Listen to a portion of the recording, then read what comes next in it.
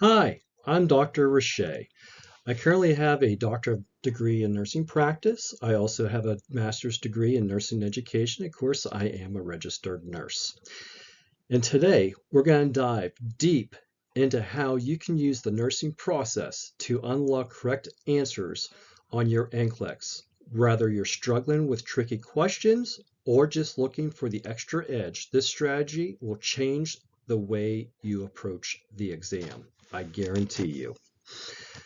Stay tuned because I'm also going to share 4 sample NCLEX questions that will help you identify the key nursing process words, making it easier to find the right answer every time. Ready to boost your NCLEX game? Let's get started.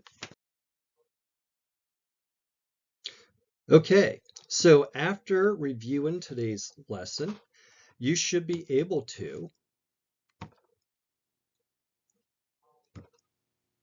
discuss what the nursing process is, understand the importance of using the nursing process to answer your NCLEX questions, and lastly, distinguish which step you are in of the nursing process when you're reading your questions.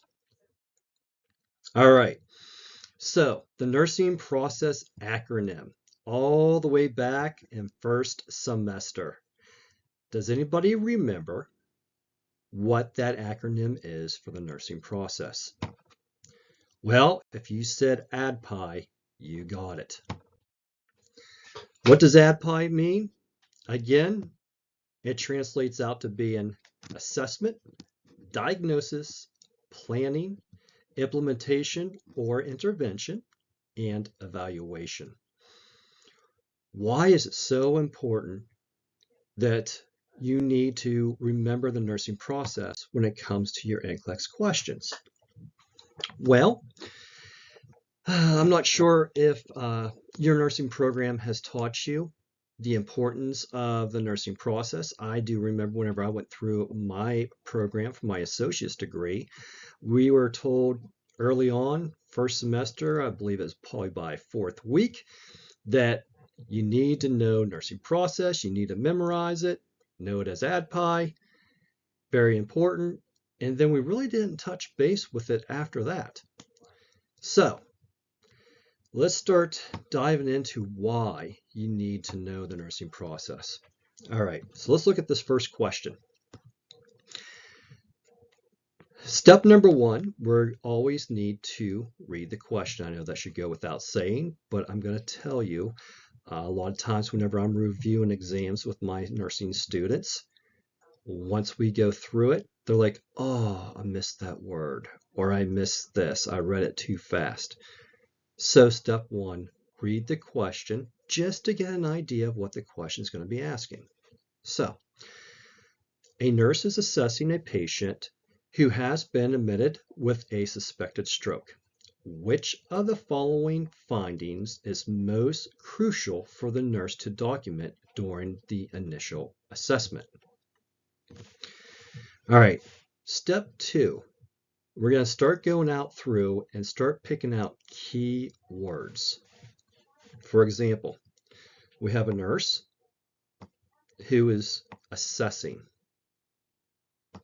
This right here is a major keyword. We're assessing a patient who has been admitted with a suspected stroke. The word suspected is a big key here too. We don't have a diagnosis.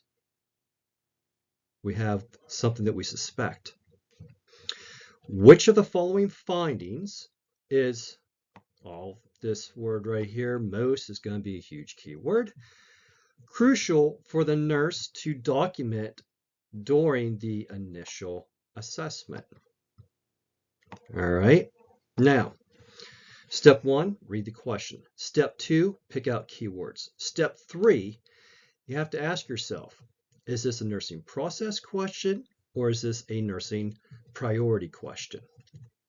Obviously, today's video is all about nursing process, so we're going to stick with that as we go through. Now, Once we determine that we are in the nursing process, the next thing we need to do is figure out at what level or what step of the nursing process are we in. Again, we always assess before we diagnose.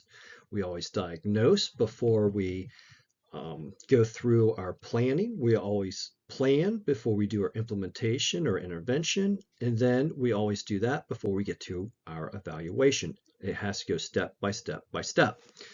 So when we start reading through the question, we're just going to look at the very first sentence.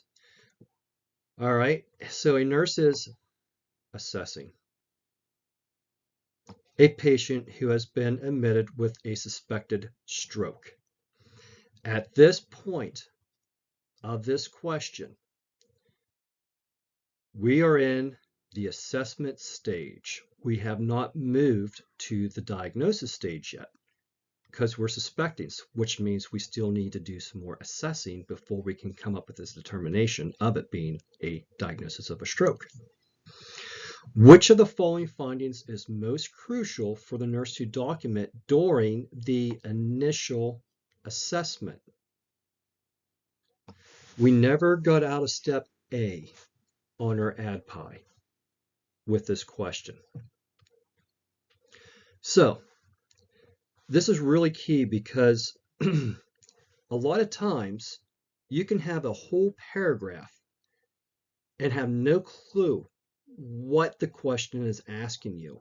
But if you know what step you're in the process, depending on what the answer selection choices are that's available, you can actually get the question right 100% of the time without even knowing what the question's asking because you know what step you're at. So let me give you an example. If we were to come down here and let's say A would be in the diagnosis stage, we can immediately eliminate that because we haven't got to the diagnosis stage. We're in the assessment stage. Let's say B's in the evaluation stage. That's going to be wrong because we're not anywhere near the evaluation stage, right? C is going to be in the assessment stage. Okay, we're going to keep that in mind. Definitely look at that closer. And then if we have D that's in the planning stage, we're not there at all. So the only answer that it could be if the questions, the answer selection presents itself as being in those steps, the only one it could be would be the assessment. All right, so let's actually look at what we have here for the question choices. We have A blood pressure of 140 over 90 millimeters of mercury. B, patient complains of a headache. C, time of onset of symptoms. D, family history of hypertension. Remember, we want to look at the initial assessment.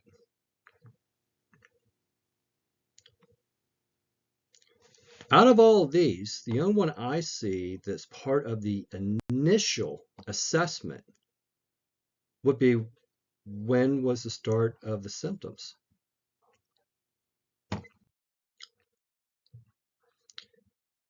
The correct answer is C, time of onset of symptoms. And as you can see, this question was an assessment question.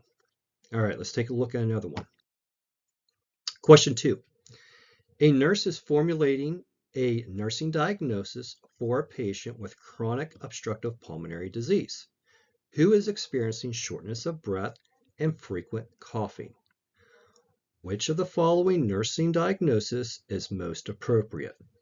All right, what are those steps? First, read the question, which we just did. Next, let's start picking out some keywords. All right, so we have a nurse that's formulating nursing diagnosis for a patient with chronic obstructive pulmonary disease, also known as COPD, who is experiencing shortness of breath and frequent coughing. Which of the following nursing diagnosis is the most appropriate. Most is a very key word. A lot of times whenever I see most in a question, I'm like, oh crap. Because that means that definitely more than one, most likely all four, are going to be correct answers. But we have to look at which one is going to be the most appropriate answer. All right, now let's go back and look at our first sentence and figure out where we at. We're definitely in a nursing process because we haven't got to priorities yet. So we have this word right here is huge, right? Where are we at in the process here? Diagnosis. We also have a medical diagnosis of COPD. Remember, diagnosis can be a nursing diagnosis and it can also be a medical diagnosis. So whenever we start reading this and we are now currently in the we see a diagnosis, that means that an assessment had to have been completed for us to get to a diagnosis. So even though we don't see assessment on here, we know that the assessment was done because now we have the diagnosis in front of us, right? So right now we're in the diagnosis stage.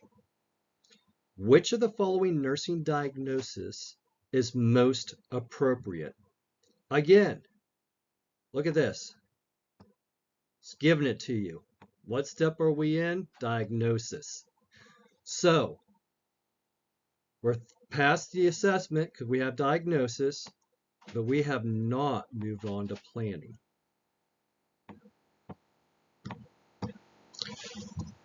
Let's take a look at our choices. Ineffective health maintenance. Is that a diagnosis? Yep.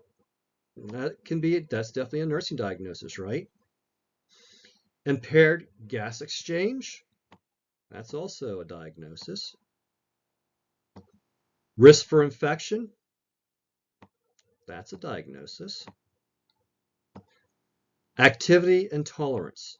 Well, that's a diagnosis. So right now, every single one of these are diagnoses, so we can't eliminate by them being either in a planning stage, assessment stage, evaluation stage. So now we have to kind of go back through. Risk for infection. Well, here's the thing when it comes to risk for infection. Everybody's at risk for infection, especially if they're in the hospital, right? Typically, I'm going to say typically, not always, if you see risk for infection, it's a low priority. It's usually not going to be a good answer for us. All right, activity intolerance. Would that go with COPD? Yes. So we're going to keep that one. Ineffective health maintenance. Does that go with COPD? Yeah. Impaired gas exchange. That definitely goes with it too, right? So we're going to definitely get into the priorities more later on. But acronym for priorities is ABC, right? ABCs. When it comes to impaired gas exchange, that goes with breathing. Priority. Ineffective health maintenance, is that more important than breathing issues? Nope. How about activity intolerance? That's pretty low down there too when it comes to breathing. I'm thinking our choice here is going to be B. Let's take a look, see how you guys are doing. It is B, impaired gas exchange. And you guessed it, this whole entire question is in the diagnosis stage. I hope this is making sense and is being helpful for all of you. Question 3. During the planning phase of the nursing process, a nurse is setting a goal for a patient with diabetes mellitus to improve blood glucose control. Which of the following goals is most appropriate and measurable? All right, step 1 is reading the question just to get an idea. Now we're going to go back and start picking out keywords, right? So during the what phase? Planning phase of the nursing process. Wow, it's all right there laid out for you. A nurse is setting a goal for a patient with diabetes mellitus to improve their blood glucose control. Which of the following goals is, most appropriate and measurable? All right, so we picked out our keywords. Now we're going to go back and figure out, is this a priority question? Is this a nursing process? Again, we're mainly focusing on the nursing process, so we know we're in the nursing process. All right, let's look at the first sentence. During the planning phase,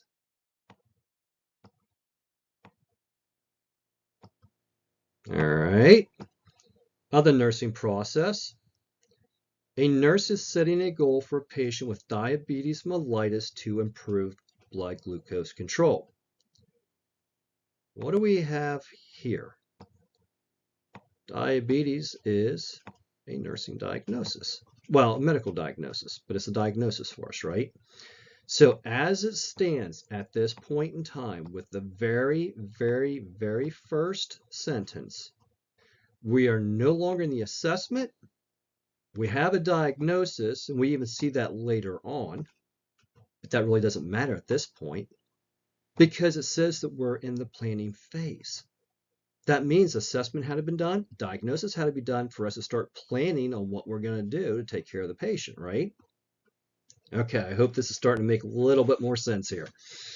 All right, so what are we trying to do? We're trying to set goals to improve blood glucose control. Which of the following goals is the most appropriate and measurable? So here's the thing, we got to make sure that these answer choices has in them appropriate and measurable. Okay. The patient will understand the importance of diet and exercise. Okay, well, if we're starting to move into the goals, we want to make sure that we're going to be getting ready to enact something. So that could technically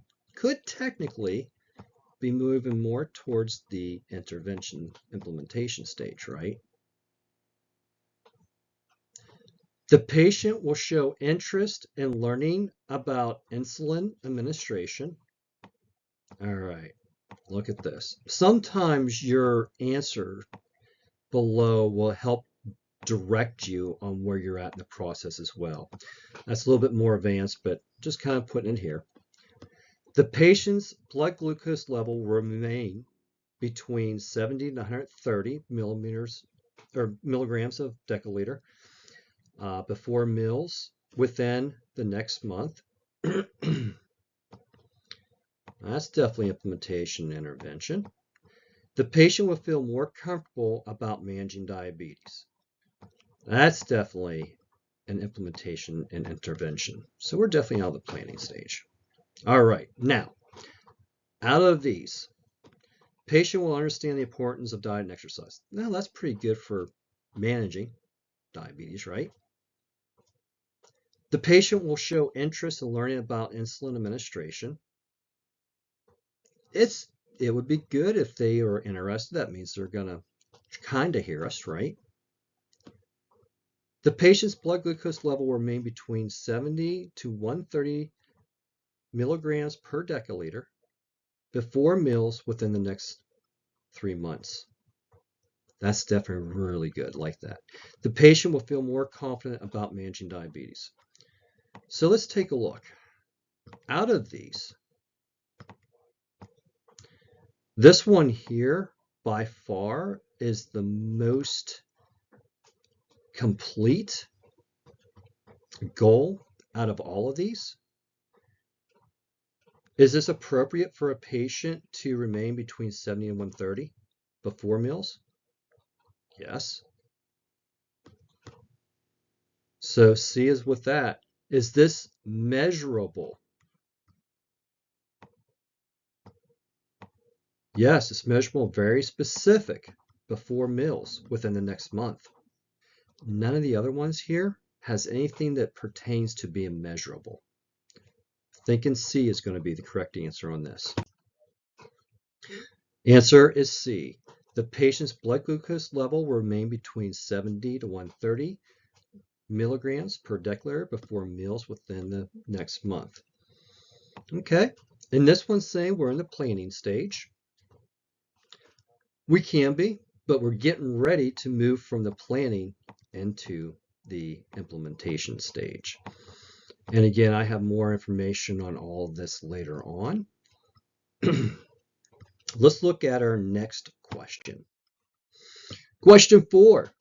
A nurse is evaluating the effectiveness of pain management interventions for a post-operative patient.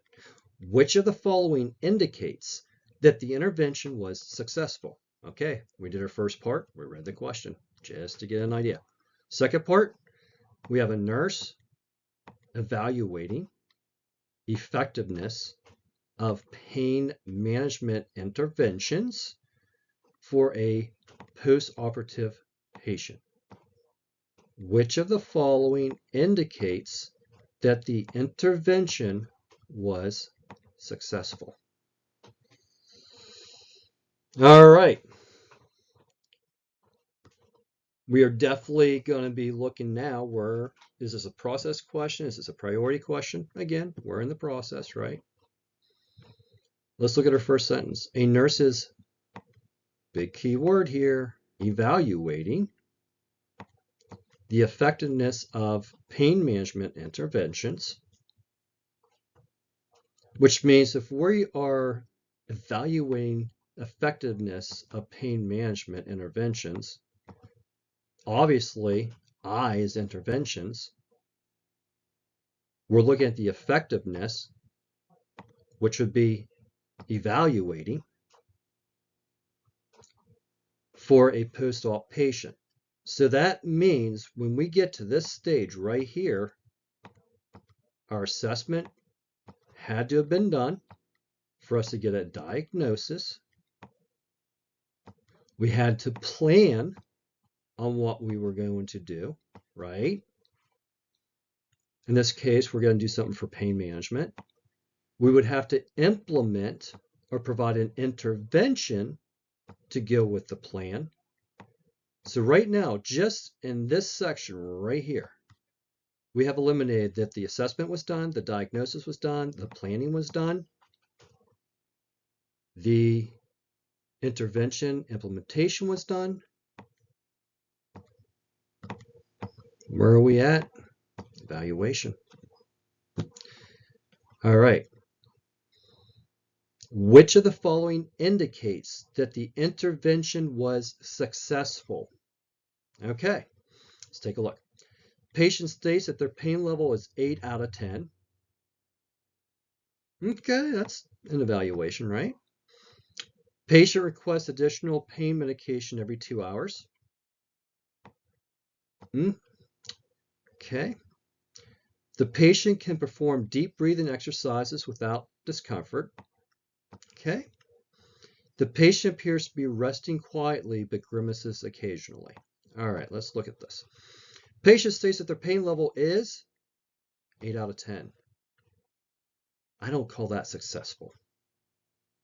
The patient requests additional pain medicine every 2 hours. I don't think they're having well-controlled pain there either. The patient can perform deep breathing exercises without discomfort. This is the only one here I have seen that states that they have 0 discomfort. And on top of that, they're doing an activity of deep breathing. The patient appears to be resting quietly, but grimaces occasionally. Patient's grimacing, that's a sign and symptom of pain, right? Out of all of these, there's only one correct answer that it can be without discomfort, right? Let's take a look. The patient can perform deep breathing exercises without discomfort. And look where we're at the evaluation stage. Okay, I hope this video was helpful. Just want to let you know that I'm planning on making some more video series that's going to kind of go with this of how to prep for your NCLEX exam. I'm planning on posting another video next Saturday. In that video, we're going to, like this one, start out with what the priority acronyms are. Okay. You all probably know it as ABCs. I'm going to actually add a couple more to that, and it's going to be emergency medicine based because it's something you need to know that's going to help you look at your priorities and how to answer your questions. The other thing we're going to do is look at how to learn how to distinguish between a nursing process question and a priority question. And then we're going to learn how to evaluate where you're at in the priority step as you're reading your questions. All right, everyone, that's it. I hope that you enjoyed this video. Please remember to like, share, and subscribe. Please post comments to let me know what you think of these videos that I'm making currently, if they're helpful, if they're not helpful. I am planning on having a lot more videos coming up later on with a little bit more fun activities, learning how to intubate, how to get your equipment set up, all kinds of things nursing related and advanced nursing related. All right, so if you're liking this, please comment.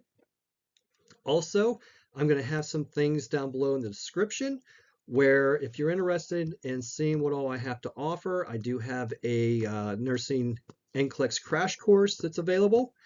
I'm also got some, I have a video available right now currently.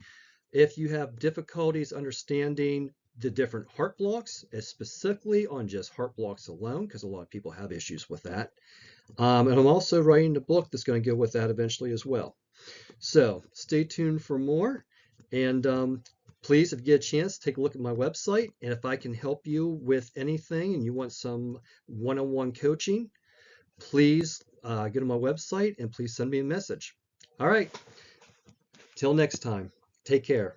Happy studying.